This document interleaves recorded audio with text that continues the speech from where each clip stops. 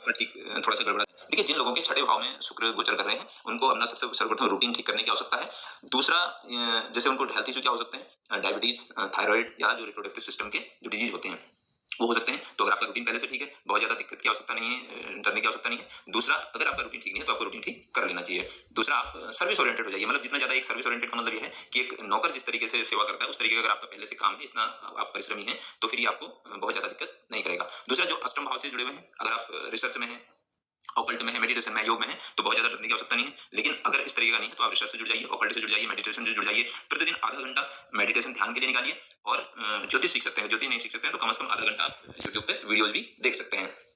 और जिन लोगों के द्वादश भाव में शुक्र गोचर करें, तो उन लोगों के लिए क्या है, देखिए द्वादश भाव क्या है, व्यय का है, चैरिटी का भी है। तो आप दान क्या कर सकते हैं, हॉस्पिटल में दान कर सकते हैं। किसी व्यक्ति अगर बीमार व्यक्ति है तो उसके इलाज का खर्चा आप उठा सकते हैं। उसकी दवाइयों का अगर उतना नहीं कर सकते तो आप दवाइयों का पैसा पे कर सकते हैं।